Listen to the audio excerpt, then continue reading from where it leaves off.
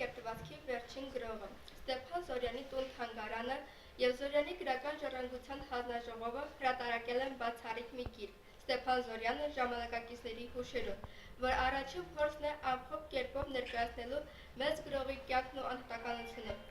Ժամանակակիցների հուշերից պարզ է դառնում, թե որքան բարձր է գնահատվել Ստեփան Զորյանի անձը, նրա մտածելակերպը, ստեղծագործական ժառանգությունը և մարգային նկարագիրը։ Ստեփան Զորյանը ներկայացվում է որպես խորաթափանց, կշռադատող, հոգևոր արժեքների կրող մտավորական, իսկ նրա գործերը որպես կյանքի, հայ ժողովրդի և մշակույթի հետ կապված խորքային արտահայտություններ, գլխավոր գաղափարներ, ինքնատիպություն։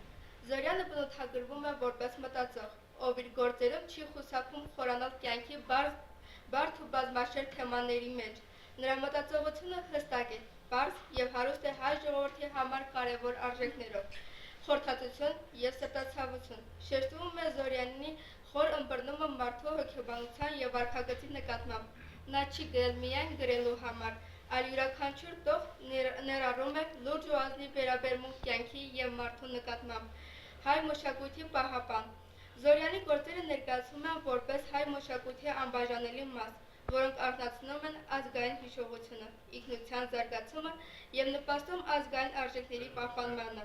ազնվություն և պարկեշտություն։ Զորյանը ներկայացնում է իբրև մի անձնավորություն, ով ամուր կանգնած է իր սկզբունքների վրա,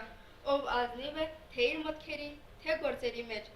Ստեփան Զորյանի կերպարը։ Հուշերի այս գրքում Գեգամ Սարյանը պատմում է իրենց առաջին հանդիպումների մասին, երբ Զորյանը նոր-նոր էր մտնում գրական ասպարեզ, նաև այն մասին, թե ինչպես 1935 թվականին Զորյանի հետ մեկնեցին Ղարաբաղ։ Հրաչյա Հովհաննիսյանը Զորյանին համարում է դասական կերտվածքի վերջին գրողը, ով իր ազնիվ վարք ու բարքով դարձավ օրինակ մեր նվիրական էղզերի պայքարում և մեր ժողովրդի ոգեկան կերտվածքի արարման գործերում։ Սերո Խազարդյանի համար Զորյանը ուսուցիչ էր դեռ 1920-ական թվականներից, իսկ Արցախի մեծ գրող Գուրգեն Գաբրելյանը հիշում է Զորյանի գովեստն ու պատվիրանը. «Դուք հո Ղարաբաղն եք բերում գրականություն»։ Հրաչ Մաթևոսյանը կարծես Զորյանին տեսնում է ոչ միայն որպես գրող, այլև որպես ուսուցիչ, խորհրդատու և գաղափարական առաջնորդ։ Նրա տեքստից պարզ է դառնում, որ Ստեփան Զորյանի ստեղծագործությունները ոչ միայն գրական արժեք ունեն, այլև քարոզում են մարգային արժեքներ, ինչպիսիք են ազնվությունը, հարգանքը և մարգային պարզությունը։ Նրա խոսքերում ընդգծում են այն միտքը, որ Զորյանի ստեղծագործական և մարգային ժառանգությունը մշտապես կմնա հայ ժողովրդի մշակութային հիշողության մեջ։ Բացառիկ դեպք է հիշում անվանի զորյանագետ Սուրեն Աղաբաբյանը։ 1967 թվականին, պատմում է գրականակետը, մահվանից մի քանի օր առաջ ընկերներով եղանք այն հիվանդանոցում, ուր պառկած էր Զորյանը։ Թեև անբուժելի հիվանդությունը շատ էր չարչարել, բայց ոչ մի տրտունջ չլսեցինք նրանից։ Միակ ցանկությունն էր մեռնել այնպես, ինչպես պապը և թոռը պատվածքի Եփրեմ պապը, իր սիրած բնության գրկում, ծառերի մեղմածան խշշոցի տակ։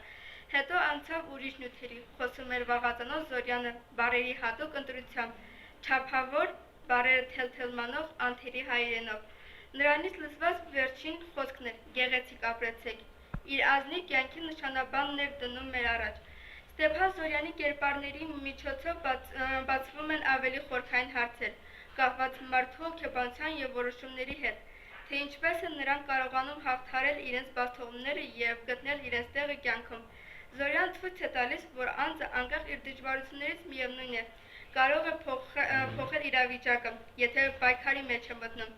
Իսկ հուշագիր Ռազմիկ Պողոսյանի հարցը այդ ինչպես կարողացար, մտածելու տեղիք է տալիս, որովհետև այն վերաբերում է մարդկանց ողջ